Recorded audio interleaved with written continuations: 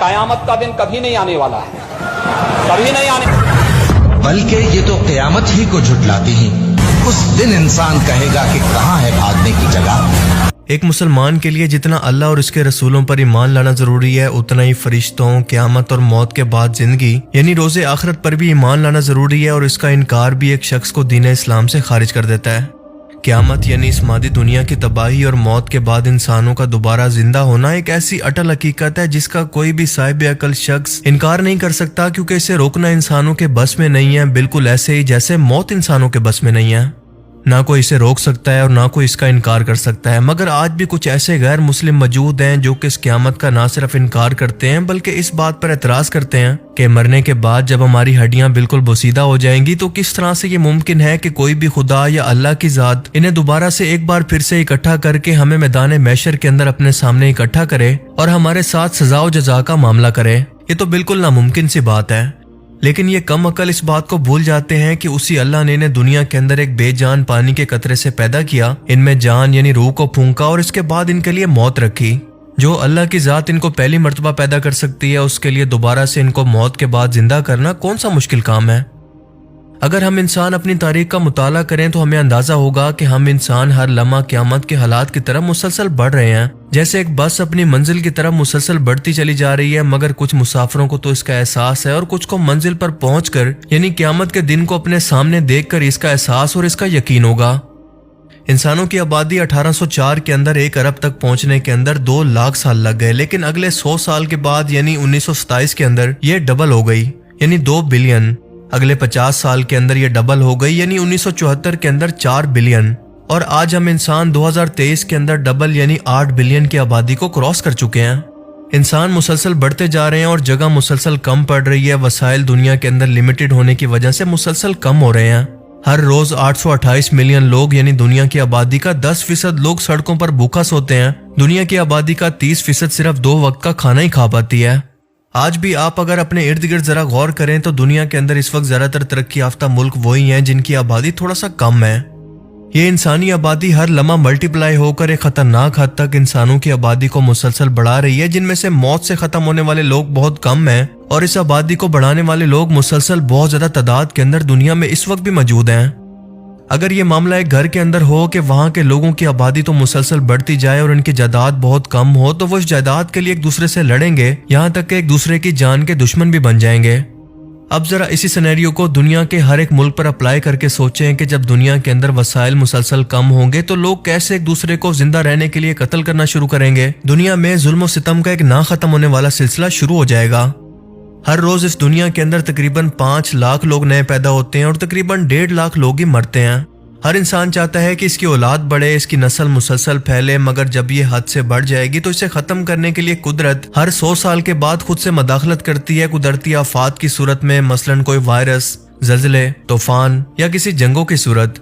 Science کو اب تک دنیا کے اندر 5 بڑی تباہیوں کے ثبوت مل چکے ہیں, جن میں سے کچھ کا ذکر تو قرآن کریم کے اندر بھی موجود ہے, جیسا کہ حضرت نوح علیہ السلام اور ان کی کشتی کا واقعہ, اور سائنس اسے ڈوین ایکسٹینشن کے نام سے جانتی ہے, جب سمندر کی سطح بڑھنے سے زندگی کا زمین پر تقریباً مکمل طور پر خاتمہ ہو گیا. کچھ تباہی زمین کے ٹیمپریچر کے بڑھنے یا کم ہونے سے ہوئی, مثال کے طور پر آئس سے, جب بہت زیادہ برف کی وجہ سے دنیا کا ایک بڑا حصہ تباہی کا شکار ہو گیا. یا پھر آج سے تقریباً 6.5 کروڑ سال پہلے جب ایک بڑے اسٹرائیڈ نے زمین سے ٹکرا کر یہاں پر موجود تقریباً 75% زندہ آبادی کو مکمل طور پر ختم کر دیا. یہ زمین پر اب تک کی سب سے بڑی تباہی تھی, لیکن آج کے ٹائم کے اندر انسانوں کی بڑھتی ہوئی آبادی بالکل ایک ٹائم بوم کی طرح ہے, جو ظلم کے بڑھنے کے بعد دنیا اور اس کائنات کی تباہی سے شروع ہوگی, جسے مسلمان قیامت کے نام سے جانتے ہیں. اگر ہم ہماری اس کائنات کا مشاہدہ کریں اور اس دنیا کے اندر ہونے والے ہر ایک فزیکل فینومینا کو دیکھیں تو ہم ایک بات نوٹس کریں گے کہ یہاں پر ہر ایک چیز جو زندہ ہے آخر میں اسے بھی موت آتی ہے. کلی بن کر کھلنے والا ایک پھول آخرکار مرجھا کر بالکل فنا ہو جاتا ہے.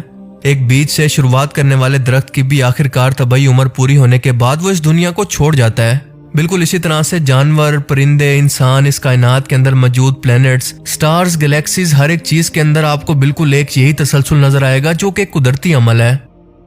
آج سائنس اس بات کو مانتی ہے کہ ہماری کائنات کا بھی ایک نقطے سے آغاز ہو کر ایک بڑے دھماکے سے پھٹ کر مسلسل آج بھی پھیل رہی ہے. اس کی عمر کے اندر اختلاف ضرور ہے, مگر اس کی شروعات پر سب سائنسدان متفق ہیں.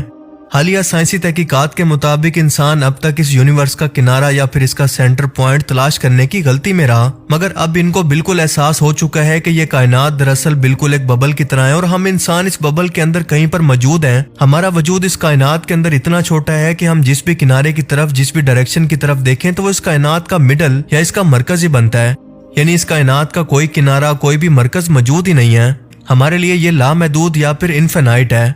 اب سوچنے کی بات یہ ہے کہ یہ ببل جو کہ ایک بڑے دھماکے سے یعنی بگ بینگ سے شروع ہو کر اس سائز کو پہنچا، تو کیا اس کی شروعات سے لے کر اس کا کوئی اختتام نہیں ہوگا؟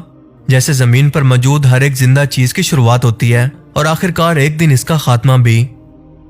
سائنسدان یہ مانتے ہیں کہ جیسے اس کائنات کی شروعات ہوئی بالکل ویسے ہی اس کا اختتام بھی ہوگا، یعنی ایک مخصوص ٹائم پر پھیلنے کے بعد یہ ویسے ہی اس نقطے میں واپس چلی جائے گی جہاں سے اس کی شروعات ہوئی، بالکل ایک غبارے کی طرح جسے ہوا سے مکمل طور پر بھرنے کے بعد اس میں سے ہوا کو نکال دیا جائے۔ جبکہ دوسری تھیوری یہ کہتی ہے کہ یہ یونیورس ایک سائز تک بڑھتے بڑھتے اتنا زیادہ پھیل جائے گی کہ سورج، چاند، ستارے سب ایک دوسرے سے ٹکرا کر قیامت کو قائم کر دیں گے۔ اور سب سے پہلے اس کی وجہ بنے گا ہمارا سورج، کیونکہ ہمارے سورج کی بھی ایک طبعی عمر ہے اور اسے پورا کرنے کے بعد اسے بھی موت آنی ہے۔ جب اس کا فیول یعنی کہ ہائیڈروجن ختم ہوگا تو یہ اپنا سائز بڑھا کر ایک بڑے دھماکے سے زمین پر موجود زندگی کو بھی ختم کر دے گا۔ اپنی موت سے پہلے یہ اپنا سائز اس قدر بڑھا لے گا کہ اس کے آس پاس موجود تمام سیارے اس کے وجود میں سمانے سے پہلے مکمل طور پر تباہ ہو جائیں گے۔ یعنی سائنٹیفکلی اور لاجیکلی طور پر بھی قیامت کا انکار کسی سمجھدار انسان کے لیے ممکن نہیں ہے، صرف اور صرف متکبر اور ضدی شخص اس کا انکار کر سکتے ہیں۔ اب اللہ پاک قرآن کریم کے اندر اس قیامت کے بارے میں کیا فرماتے ہیں، ذرا غور سے سنیں۔ حالانکہ یہ تو قیامت کے دن کو جھٹلاتے ہیں اور ہم نے ان لوگوں کے لیے دوزخ کے عذاب کو تیار کر رکھا ہے۔ جس وقت یہ دوزخ ان کو دور سے دیکھے گی تو ان کو دیکھ کر انتہائی غضبناک ہو رہی ہوگی اور یہ لوگ اس جہنم کے غضب اور اس کے چیخنے چلانے کی آواز کو سنیں گے۔ پھر فرمایا کہ میں روز قیامت کی قسم کھاتا ہوں اور نفس لوامہ کی کہ سب لوگ قیامت کے دن اٹھا کر ایک بار پھر سے کھڑے کیے جائیں گے، اور کیا انسان یہ خیال کرتا ہے کہ ہم اس کی بکھری ہوئی ہڈیوں کو اکٹھا نہیں کریں گے؟ ہم ضرور کریں گے، اور ہم اس بات پر قادر ہیں کہ اس کی پور کو درست کریں۔ اور انسان چاہتا ہے کہ خود سری کرتا چلا جائے، کیونکہ پوچھتا ہے کہ قیامت کا دن کب آئے گا۔ کہہ دو کہ جس دن آنکھیں چندیا جائیں، چاند گہنا جائے، سورج اور چاند جمع کر دیے جائیں، اس دن انسان کہے گا کہ آخر کہاں ہے بھاگنے کی جگہ؟ کہیں بھی نہیں۔ اس کے بعد اللہ پاک سورہ حج کے اندر فرماتا ہے کہ اے انسان اپنے رب سے ڈر، کیونکہ قیامت کا زلزلہ بہت ہی بری چیز ہوگا۔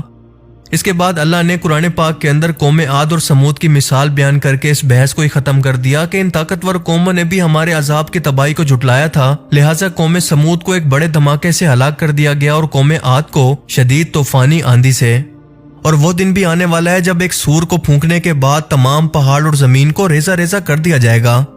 یعنی اللہ تعالیٰ نے یہ واضح طور پر فرما دیا کہ جب دنیا کی طاقتور ترین قومیں جن کے بس کے اندر اس عذاب کو ٹالنا نہیں تھا، تو آج کا بے بس انسان اس سور کو پھونکنے کے بعد کی تباہی سے انکار اور اس سے بچنے کا دعویٰ کیسے کر سکتا ہے؟ یہ قدرتی تباہی اس وقت قوم عاد اور سمود کے بس میں بھی نہیں تھی اور آج کے انسان کے بس میں بھی نہیں ہے۔ آج کا بے بس انسان خود کو اس تباہی سے بچانے کا دعویٰ کیسے کر سکتا ہے؟ اور یہ بھی کہ زمین اور کائنات کی آخری اور چھٹی تباہی عنقریب مستقبل میں آنے والی ہے، جس کا ہر لمحہ ہمیں اسی کی طرف لے کر جا رہا ہے، لیکن افسوس کہ انسان آج بھی بے خبر ہیں۔ انہوں نے ماضی کی تباہیوں سے کچھ نہیں سیکھا، بلکہ اپنی کمزور اور ناتواں ایجادات کے بل بوتے پر وہ متکبر ہو کر اس کا انکار کرتے ہیں، جو کہ اللہ تعالیٰ کو بالکل بھی پسند نہیں ہے۔ اللہ تعالیٰ ہمیں سمجھنے کی اور نیک عمل کرنے کی توفیق عطا فرمائے، آمین۔